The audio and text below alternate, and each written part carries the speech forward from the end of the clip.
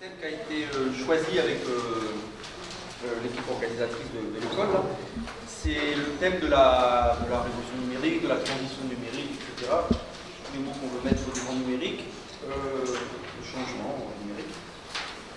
Et puis, ce thème-là, on a fait un petit peu plus sur le thème de l'école qui est celui des connaissances. C'était un peu l'idée de la Torah, on va dire. Alors, pourquoi je me retrouve là, moi, à parler de ça aujourd'hui devant vous, je pense que c'est important à préciser. Donc, je suis le chef du département de maths info. Dans ce département, ailleurs aussi à l'IRAF, et dans ce département, on a des équipes qui travaillent sur tout ce qui est des aspects qu'on va voir là un petit peu autour du numérique, de la représentation, de la modélisation, de la protection des données, la protection des connaissances, etc. C'est une thématique de recherche pour nous dans le département. Aussi, depuis un peu plus d'un an maintenant, délégué à la transition numérique de l'INRA. Qu'est-ce que c'est cette mission? Voilà, on s'est rendu compte que les questions de changement autour du numérique, ça dépassait un petit peu les seules problématiques du département EMIA. Les disciplines étaient un peu touchées, et puis que même au-delà des disciplines, et on va le voir dans cet exposé, ça embarque un petit peu d'autres choses que les simples disciplines scientifiques. Et donc, la direction générale a pensé que c'était un peu nécessaire d'organiser un petit peu, de coordonner un petit peu les réflexions autour du numérique au sein de l'Institut. Allô? Ouais. Et donc ça. Voilà, c'est la décision que j'ai en tant que délégué au numérique. Et dans ce cadre-là, ces derniers mois, on a travaillé, au niveau de la direction de l'INRA, on a travaillé sur, dans le cadre de l'actualisation du document d'orientation de l'INRA, un document d'orientation 2010-2020, et on a travaillé sur le document d'orientation 2016-2025, actualisé. Et l'idée a été d'avoir un chapitre sur cette transition numérique, sur cette révolution numérique.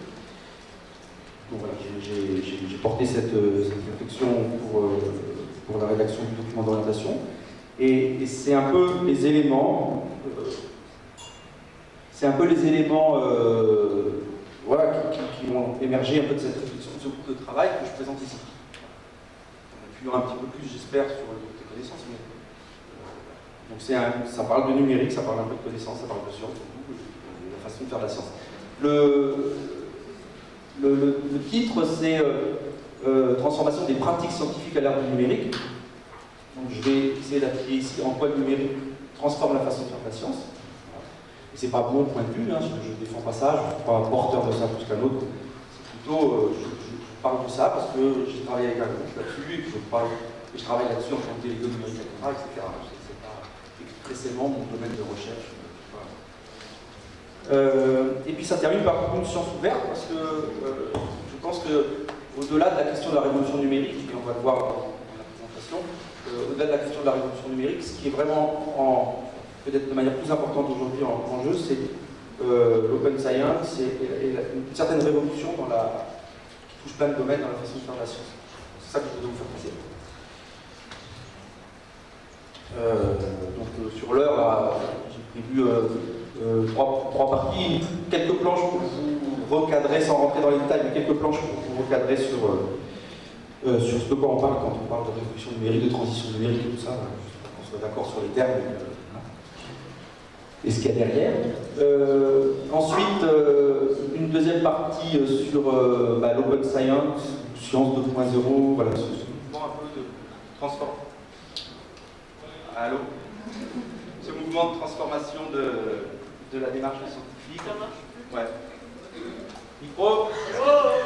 Est-ce que ton vient de tu Oh non, mais tout à fait. Oh là,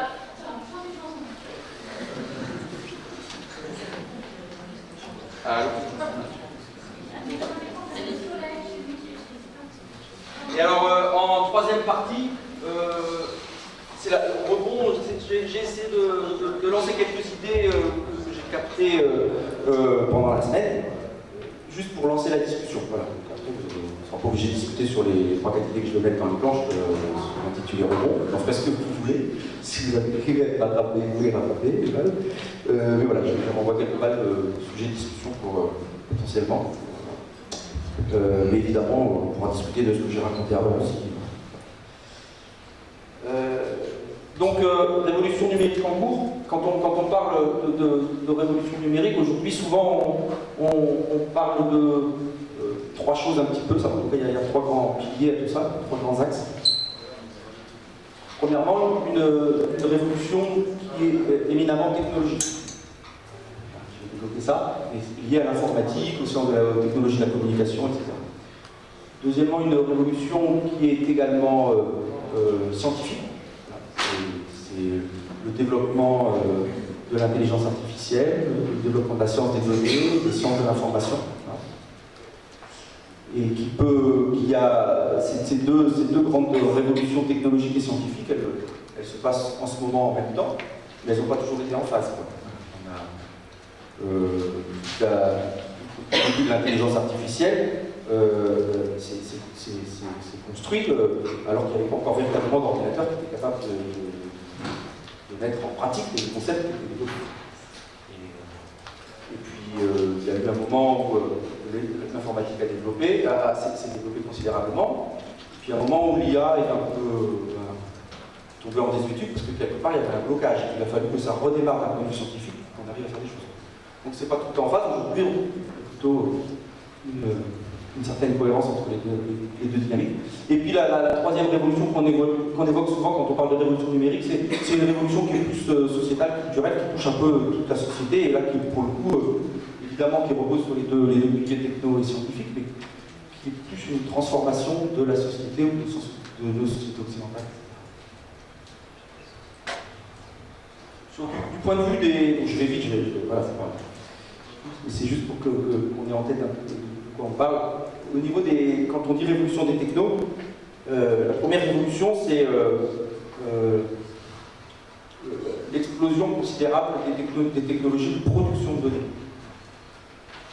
En ce moment, on vit une période où les machines, les appareils produisent des données, alors dans notre monde scientifique, au niveau de la vie de tous les jours, ces appareils sont de plus en plus puissants et produisent de plus en plus de données volumineuses avec des débits de plus en plus importants, etc. Donc c'est la première, quelque part la première raison, c'est qu'il y a un flux de données qui sont produites de tous les côtés, de toutes les machines qu'on a dans notre vie, qui augmente considérablement. C'est quelque chose qui est relativement nouveau.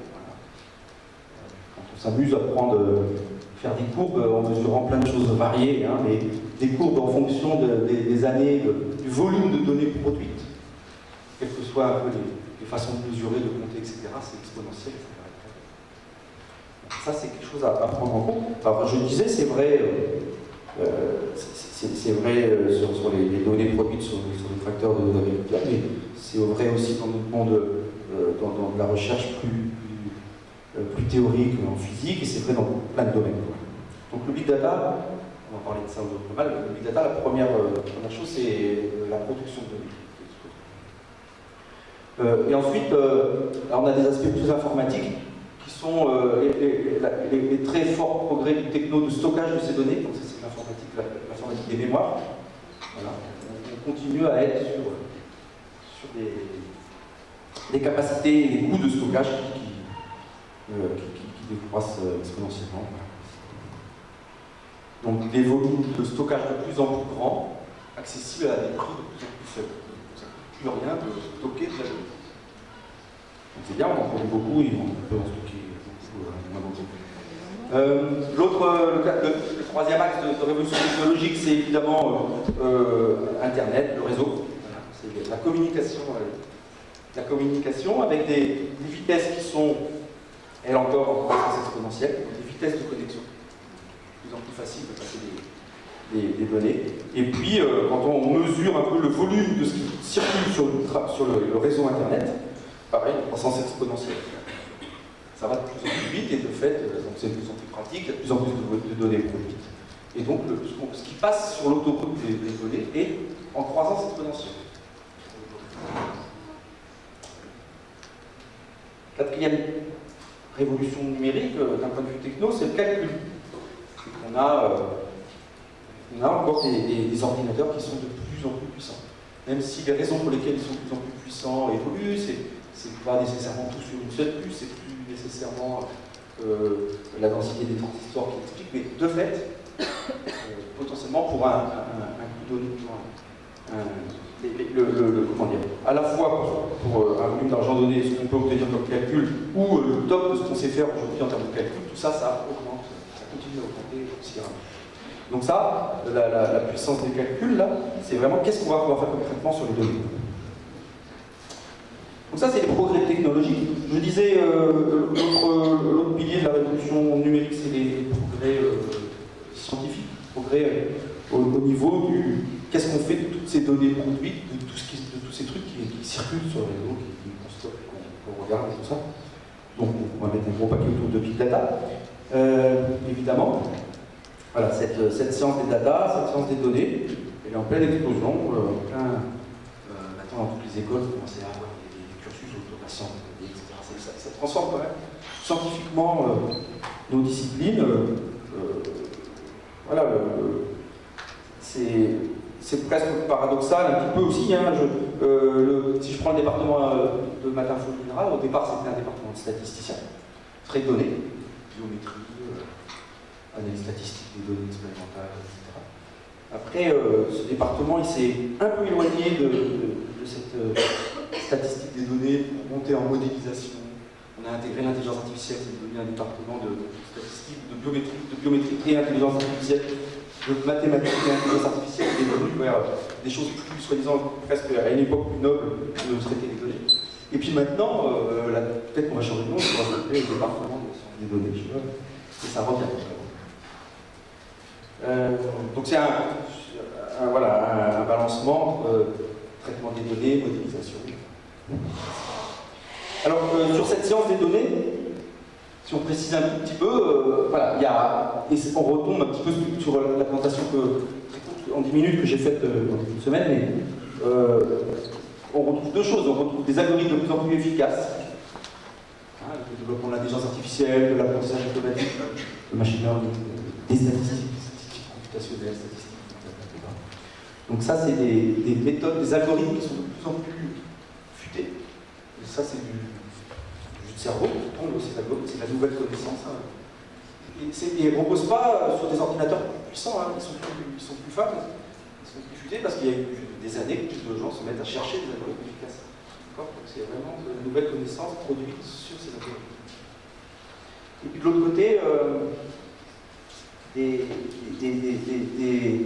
des concepts, des outils pour représenter, manipuler des connaissances qui sont de plus en plus riches. Et ça, c'est une grande. Si on regarde les années passées, là encore, il y a une explosion sur les outils, les concepts utilisables. C'est un outil qui a été présenté hier. Voilà, un gros portefeuille de méthodes si on veut travailler sur les données, les connaissances, etc. Représenter, manipuler les choses. Voilà, et donc ça, c'est indispensable par rapport à, pour pouvoir faire quelque chose de toute cette techno. Voilà, il y a la techno d'un côté, puis il y a les aspects scientifiques disciplinaires. Et puis le troisième aspect que j'évoquais tout à l'heure, un peu la révolution sociétale, mais je vais vite aller là-dessus, mais quand on parle de numérique et de révolution numérique, entre autres, on évoque des phénomènes comme ceux qui sont décrits ici. C'est d'abord un rapport assez qui évolue à la matérialité, à la réalité. Exemple simple, je pourrais dire, c'est l'immersion dans les jeux vidéo, etc. Voilà. Mais c'est pas si anecdotique que ça. Et je pense qu'en quelques dizaines d'années, avec le numérique, s'est construit une nouvelle part de réalité, une nouvelle dimension du réel. On construit nous-mêmes et à un rythme beaucoup plus très accéléré par rapport à ce qu'on connaissait au niveau de nos sociétés, avec la techno, la production des machines, etc. Évidemment, le numérique. Ah oui, il faut brancher le Mac. Merci Benoît. Et évidemment, le numérique ne révolutionne pas le côté artificialisation de nos sociétés, mais il l'accélère. C'est quelque chose qu'on voit un peu dans la vie de tous les jours, où on a de plus en plus accès à des choses qui sont plutôt immatérielles. Voilà. Une autre dimension qui est assez caractéristique dans la transformation de nos comportements, etc., c'est ce qu'on met derrière la connexion du local au mondial, au non local. C'est l'idée que nos sociétés ont quand même été beaucoup construites toujours sur des réseaux, ça c'est pas nouveau, mais sur des réseaux locaux. C'est-à-dire que c'était des réseaux physiques. Il y avait un moyen physique d'échange, le lien était, la plupart du temps, un lien qui avait un sens physique de proximité.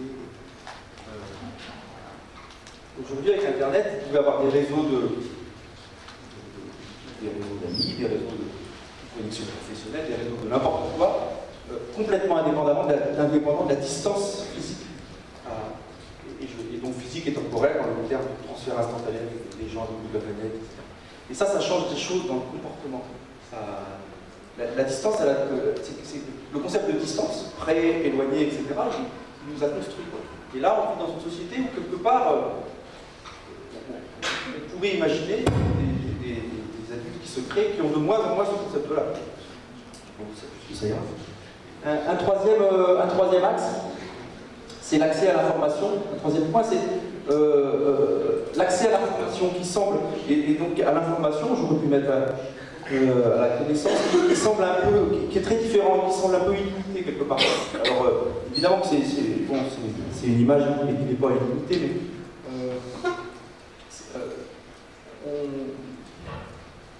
jusqu'à présent, il y a beaucoup de choses que vous saviez ou que vous ne saviez pas. Et puis si vous ne savez pas, tant que vous alliez trouver l'information, je ne sais pas quoi, soit c'est trop tard, soit c'est pas le bon. Aujourd'hui, il y a une approche différente un petit peu de tout ça. C'est comme si vous aviez toutes les bibliothèques du monde dans votre poche et vous savez pas quelque chose, vous savez que dans la seconde, vous pouvez avoir l'information.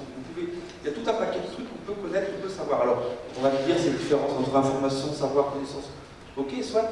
Mais je dirais, donc c'est évident que ça c'est plutôt vrai pour des informations, des connaissances qu'on stocke, bien répertoriées, etc. Wikipédia, il aide bien à savoir tout sur les informations qui vont peut-être pas être bien avec de la pratique. Mais en fait, c'est même pas si vrai que ça, parce que ça s'étend aussi sur des connaissances plus opératoires, quoi. Vous voulez réparer une machine, un appareil qui est tombé en panne, vous allez sur YouTube et vous trouvez de suite la vidéo de comment faire. Et en quelques secondes, vous savez réparer un truc que vous ne connaissez même pas l'appareil, il y en a, rien. Donc, il y a vraiment un accès à l'information, à la connaissance qui s'accélère terriblement et qui transforme une société, je pense. Et puis le dernier élément qu'on évoque beaucoup quand on parle de la révolution numérique au niveau des sociétés, en sciences, etc., mais c'est, alors de façon générale, c'est des citoyens, le numérique permet le numérique permet aux citoyens d'accélérer un peu, facilite les démarches participatives. Les communications, Internet, etc. Ça facilite. Ça démultiplie les réseaux, ça délocalise les réseaux, etc. Et vous avez on constate. Ça, c'est différentes dimensions qui transforment un peu nos sociétés, et ça formait le troisième pilier de... Alors, dans ce cadre très général de l'impact numérique et de cette révolution numérique, en parallèle à ça, mais ça s'appuie sur ce numérique, c'est clair, en parallèle à ça, il y a un mouvement depuis quelques années qu'on qualifie soit d'open science ou de sciences ouvertes en français. Science 2.0, c'est toute la Commission européenne qui a appelé ça un moment comme ça. Il y a eu une grande enquête l'année dernière, une enquête en ligne au niveau européen sur qu'est-ce que les chercheurs pensaient et voyaient, comment ils voyaient un peu cette dynamique open science. Donc, un nombre de questions et de réflexion là-dessus, et c'est un axe fort de transformation de la démarche scientifique au niveau européen. La Commission européenne elle appuie beaucoup là-dessus. Je pense qu'on en verra des effets progressivement, mais on le verra. Donc, cette science ouverte, cette science 2.0, en gros, c'est le constat qu'il y a une évolution forte de la façon de faire de la recherche, Alors comme c'est écrit ici dans le document de la Communauté européenne, quand il parle de ça, c'est un document récent, hein, il appuie sur deux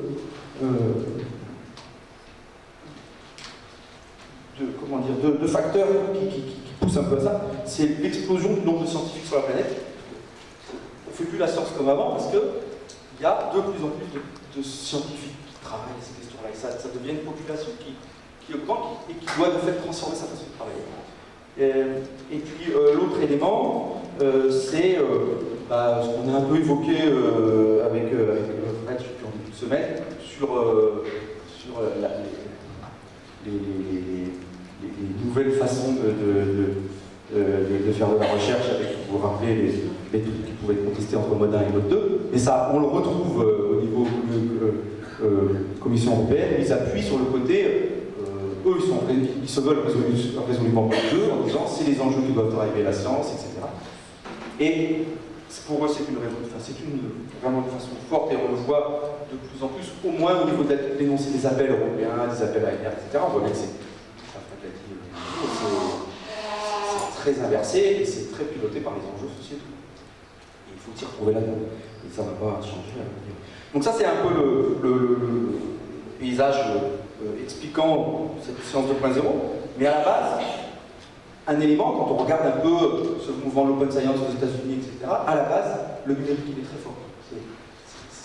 Alors, il est presque partout, et donc on ne le met pas forcément en avant, mais on voit bien que, et c'est ce qu'on va, je vais essayer d'illustrer dans quelques planches après, on voit bien que le numérique, c'est lui qui rend possible cette forte évolution, cette forte transformation de la façon de faire de la science. Ou qui transformerait, on est dans une dynamique. Je vais essayer quelques planches pour évoquer deux facettes un peu ça, de cet impact du numérique dans ce mouvement un peu vers l'open science.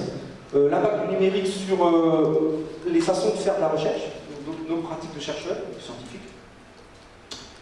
Et puis après, un petit peu une évolution plus RH quelque part. C'est l'impact du numérique sur nos métiers au sein de nos instituts, etc. C'est un petit peu, mais commençons par l'utilisation des pratiques de recherche. J'ai décomposé en cinq grandes parties au niveau du document de la Commission européenne et d'autres textes. Ça peut être beaucoup plus détaillé. Ça peut être, voilà, le numérique va impacter des choses au niveau de l'élaboration même de nos questions de recherche, les objets de recherche, pourquoi on travaille, quelle est la visée. Il fait des choses sur les modes de production, de partage, de réutilisation des données. Le mot données, quand je comprends bien, j'anticipe peut-être déjà des remarques, mais le mot données, quand on... Il y a des communautés scientifiques, le mot données, voilà, les gens s'y retrouvent de suite. Voilà. Évidemment, il y a des données. Les communautés scientifiques sont vraiment basées sur les données. Et donc, des exposés comme ça, ben, on comprend bien. Et alors, les communautés scientifiques, et peut-être que vous êtes de celle-là, où le mot données, on ne fait pas tout le temps de la science avec des données non plus, etc. Voilà. Mais ça veut peut-être simplement dire que pour ces communautés-là, cette boîte d'impact du numérique sur la production, le partage, la réutilisation des données a moins d'importance. Mais globalement, elle est présente. La troisième boîte, le troisième axe, c'est la question de qu'est-ce qu'on fait de ces données-là. C'est un peu souvent, c'est l'activité scientifique propre, elle est là, c'est le cœur. C'est l'analyse des données, c'est la modélisation, c'est la formalisation des connaissances, c'est tout ce job-là. Le quatrième, c'est le partage, la diffusion des connaissances, l'échange, des savoirs. Voilà, c'est le numérique, tout ça. Et le dernier, c'est le lien, on rebouche sur la société, c'est le lien, l'accélération par le numérique des transferts, de l'innovation, des choses comme ça. Ça a un impact. Donc voilà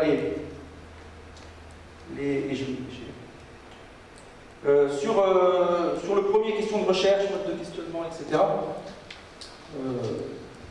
Bon, il y a toujours beaucoup de choses à dire, mais peut-être 2 points à retenir. Voilà, c'est toujours du fait de premier truc qui sort, c'est du fait de l'explosion de données et de la multiplication des façons de voir le réel. Si on fait l'hypothèse qu'il y a un réel, d'interagir avec le réel, ce que vous voulez. Ça transforme. C'est comme si vous aviez d'un coup accès à des multitudes d'appareils, d'outils d'observation de l'objet réel qui vous intéresse. Et ça ne peut que, on le constate, ça ne peut que transformer, que enrichir les objets de recherche que vous autorisez, les questions de recherche que vous autorisez. Parce que d'un coup, vous avez pas de microscope de tous les côtés, toutes les échelles, tout ça. Donc c'est le lien entre techno et numérique, c'est pas le numérique qui autorise la création de ces appareillages, mais il rend possible l'accès à ces sources. Donc ça, on constate que ça... mais c'est pas que l'accès, voilà, c'est pas que l'accès aux données, c'est tout ce qu'on va voir après, les différents points qu'on va voir après. En fait, on se rend compte qu'on a vraiment une... J'ai mis deux exemples ici sur ce gros projet européen de modélisation du cerveau. Voilà, donc, je sais pas combien, il y a des centaines d'équipes européennes qui ont mis là-dessus, on est sur combien de milliards d'euros. Et quand on regarde un petit peu les jeux de données, les types de modèles qu'on va pouvoir coupler, c'est pas à l'échelle humaine qu'on peut aborder ça. Voilà.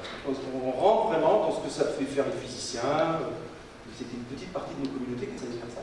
Et là, d'un coup, mais c'est pareil sur plus généralement des biologistes, et puis les gens des sciences de l'environnement veulent faire la même chose avec une modélisation de la Terre, etc.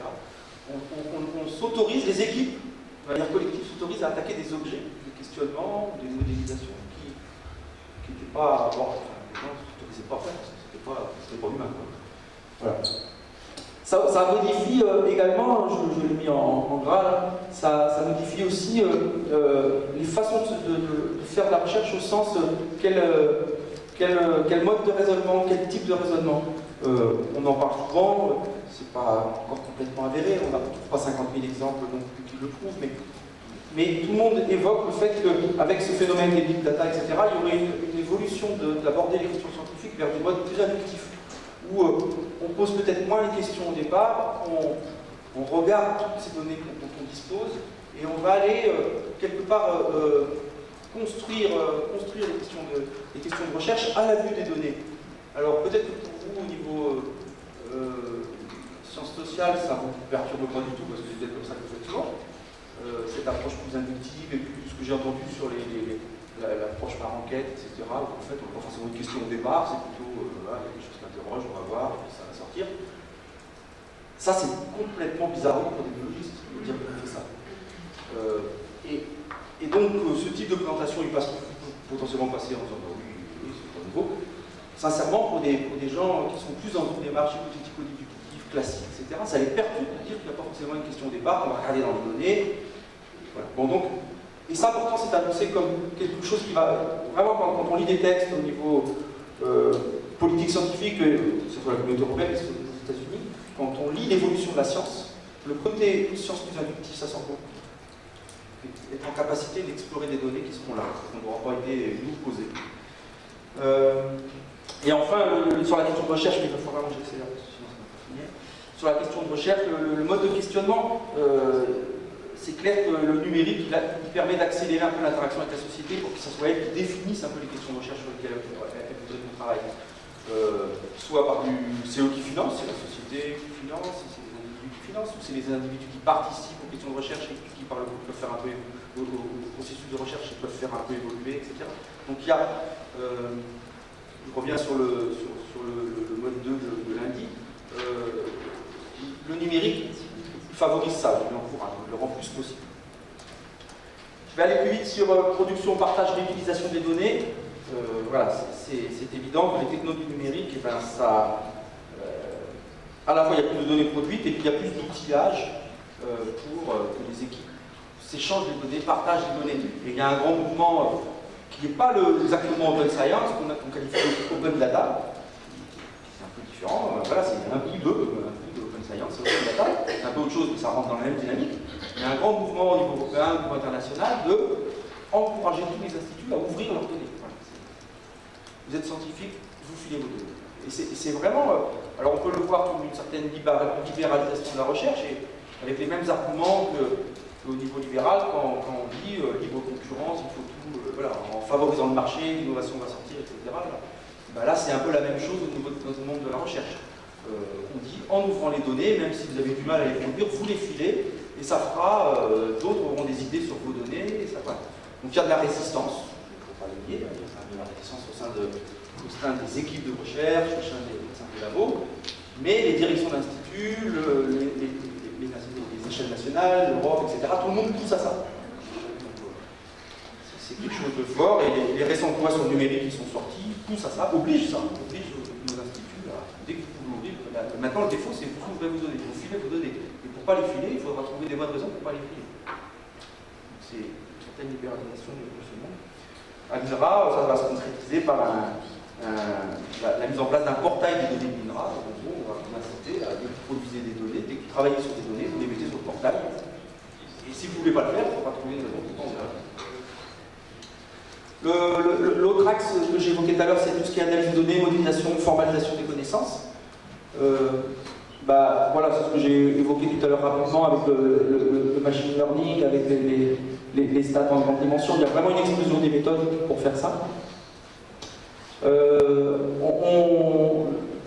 Le numérique, tout ce qui va avec le numérique, ça, je l'ai dit sur l'exemple du modèle de cerveau, là, le Brain Project. Voilà, ça favorise beaucoup tout ce qui est modélisation intégrative, simulation intensive. Donc c'est des modèles qui couplent des modèles à différentes échelles, etc. Tout un truc qui était un peu bloqué par l'informatique, on pouvait conceptuellement l'imaginer, tout ça, mais il n'y a rien de trop neuf au niveau conceptuel, c'était qu'informatiquement, on ne pouvait pas le faire. Et on peut maintenant de plus en plus le faire. Le dernier point que j'ai voulu évoquer, c'est sur le côté, la connaissance devient de plus en plus un objet qu'on modélise, enfin là c'est, on va dire l'intelligence artificielle a commencé à faire ça, etc. Mais avec maintenant tout ce qui est ingénierie de la connaissance, vraiment ça devient un objet du réel comme un autre. Et donc on le manipule, on le modélise, on le transfère, on l'échange, c'est le cran au-dessus de la donnée. Nos instituts continuent à parler de données, de open data, c'est pas open knowledge, open data, on parle de ça, mais vraiment on va vers une vision de la donnée qui est très large et qui intègre de plus en plus des savoirs, des choses. Voilà, donc sur ces histoires de partage, diffusion des connaissances, pareil, le numérique, vraiment, ça révolutionne ces modalités de partage. On a vu un petit peu hier, on a parlé de MOOC et de choses comme ça, mais sur les modes d'enseignement, etc., c'est une vraie révolution qu'on vit quand on se projette 10-20 ans en arrière. C'est pas du tout la même diffusion des savoirs, des connaissances, etc. Et en quelques années, il y a une révolution totale de comment les gens dans la société accèdent aux connaissances, le concept de l'université. Je disais à la fois les MOOC de Stanford qui ont plus d'1 million d'inscrits sur certains. Ça devient impressionnant, je veux dire, avec un suivi personnalisé quasiment de tout ça. C'est complètement. Le numérique permet un point sur la question des ontologies. Le fait de transférer, donc ces techniques numériques de l'IA qui va avec, etc., ça permet de formaliser et donc de transférer plus facilement. Mais qui dit transfert, partage, etc., on peut imaginer aussi que ça va amener une certaine standardisation. Donc c'est une question à se poser aussi. Pour pouvoir échanger, il faut s'entendre déjà. Il faut arriver à mettre des normes un petit peu sur qu'est-ce qu'on bloque, qu'est-ce qu'on reçoit pour pouvoir parler. Et donc on peut imaginer que ça va peut-être fermer, je ne sais pas, mais que ça va peut-être fermer certains trucs. Sur le numérique permet beaucoup de choses, sur des nouvelles choses, et transforme vraiment la façon de faire de la recherche au niveau de la recherche biblio. Il y a des outils de plus en plus puissants pour faire qui permettent de faire des requêtes complexes sur des millions d'articles. C'est-à-dire, vous ne vous contentez plus de chercher l'auteur, vous ne vous contentez plus de chercher est-ce qu'il y a ce mot-clé dans le titre. Vous exprimez des requêtes en termes de connaissances. Trouve-moi tous les articles qui ont montré que telle enzyme agissait sur tel truc à telle condition de température. Mais ça, c'est pas écrit, c'est pas une phrase. Il va y avoir une analyse automatique du contenu des résumés des articles. une analyse linguistique, là, et on modélise la connaissance, et on va essayer de filtrer tout ça. Ce qui fait qu'on peut imaginer des outils qui créent de nouvelles connaissances, c'est-à-dire des connaissances qui étaient présentes globalement dans l'ensemble des papiers, mais personne n'avait fait le lien, parce que c'est des millions d'articles. Voilà, donc c'est cette évolution-là qu'on évoque quand on parle de Open Science, Science 2.0, impact numérique. Voilà, je vais accélérer un petit peu. Juste un dernier point, oui, sur les communautés sociales des chercheurs, c'est aussi des choses assez nouvelles. On voit qu'on les voit en pleine explosion. On ne fait pas la recherche pareil, on ne fait pas la recherche comme avant. Alors, selon l'âge, on va plus ou moins facilement, mais je pense que les jeunes chercheurs maintenant, ils ne font pas comme nous.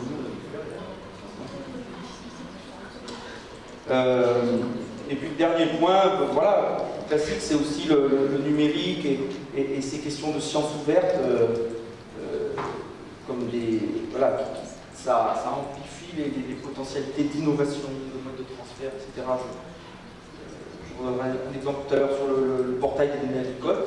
C'est un exemple, mais donc INRA va bientôt, et d'autres instituts, RCA, etc., ils vont bientôt porter la mise en place d'un grand portail de toutes les données agricoles, voilà. Et l'argument, quand j'ai fait une planche juste avec l'argumentaire, pourquoi on va faire ça, pourquoi le ministre fait ça, c'est vraiment donc booster l'innovation, booster les startups qui auront accès à toutes les données.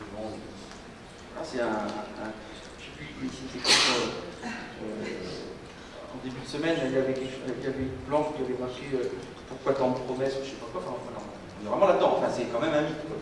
Mais il y a quand même du fond derrière.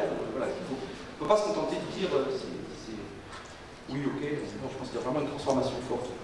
Un point important sur le numérique qui autorise, qui transforme un peu, qui enrichit les innovations possibles, ça va avec ce qu'on met souvent derrière l'ubérisation, des choses comme ça, c'est le côté des géants du numérique se pointent et commencent à faire des métiers que les uns et les autres on pouvait faire. Parce que une grande force là-dessus et qu'ils ont une force de frappe sans rien connaître au domaine. Sans rien connaître au domaine, ils peuvent,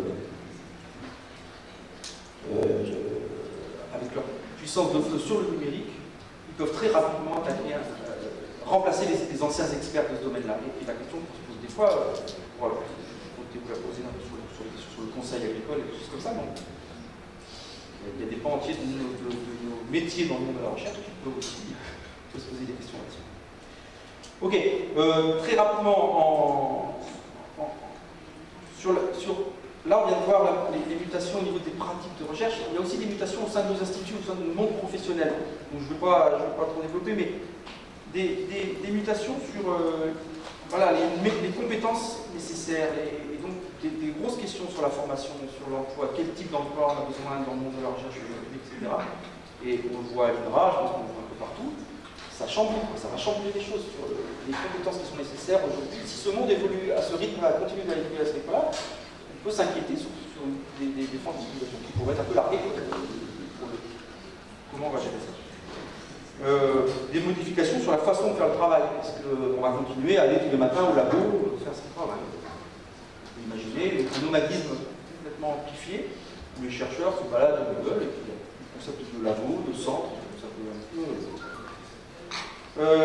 La question de l'évaluation, donc c'est les métiers de chercheurs, etc. La question de l'évaluation, elle est en pleine révolution, elle aussi. Alors, comment il y a des nouvelles façons de faire des nouveaux produits, des nouveaux modes de production, donc nécessairement ça va s'accompagner de nouvelles façons d'évaluer est-ce qu'un chercheur travaille bien, est-ce qu'un scientifique travaille bien, et on va vers ce qu'on peut imaginer, on va de plus en plus vers des mesures d'impact qui seront, on va essayer de choper tout l'impact, on va bien exposer sur l'impact, essayer au-delà de la publier, etc. Et vraiment essayer de voir l'influence de chacun sur l'ensemble de la chaîne d'impact. Le numérique va permettre ça. C'est bien, mais je pense que le numérique va filer des outils, il commence à filer des outils pour ça. Ce qui est un peu contradictoire avec la démarche un peu open science de dire c'est une production de la science collective. Il y a une tension. Et puis, ce qu'on peut aussi peut-être s'inquiéter, enfin, c'est la numérisation de ces questions d'évaluation de la recherche. Ça va, je le disais, vers un formatage pour la production. Pour que des machines, c'est ça, pour que des algorithmes, des machines arrivent à vous dire si c'est bien ce que vous faites, pas bien ce que vous faites, arrivent à compter, etc. Il faut qu'on leur donne à manger, ça soit à peu près formaté. Et alors là, comment on évalue le truc un peu informel, le truc un peu implicite, qu'on arrive à décrire quand on a 10 pages pour dire son rapport d'activité, tout ça, et en français à dire ce qu'on veut. Si là on vous demande juste un formulaire rempli avec vos productions, ça peut. Bon, un mot sur mais voilà, sur les tâches scientifiques et de gestion, ça va aussi changer des choses. Et puis, je termine sur l'environnement de travail moyen collectif. On va de plus en plus vers des outils collectifs. Voilà, on a connu l'informaticien dans le labo qui aidait. Je pense qu'on va oublier ça et on aura un accès à une informatique de service qui sera peut-être de l'Institut, qui sera peut-être complètement hors Institut. Et voilà, je pense qu'il y a une collectivisation un peu de tout ce travail d'appui qui va s'enclencher fortement. En résumé, j'ai mis quelques points. Des recherches de plus en plus productrices et utilisatrices de données, de la manipulation de plus en plus explicite de connaissances, des objets, des questions, des démarches de recherche qui sont renouvelées, des recherches orientées vers le partage et la collaboration, open data, open science, open source, des logiciels, etc. Et des évolutions quand même assez fortes du mode de travail et des organisations. Voilà un peu ce qui se dessine, et quand je dis ça, c'est pas, je ne défends pas ça, je dis juste quand on regarde un peu, on regarde les textes, on regarde les projets vers lesquels l'Europe veut se projeter, les États-Unis, etc. Je pense que c'est ça qui se dessine.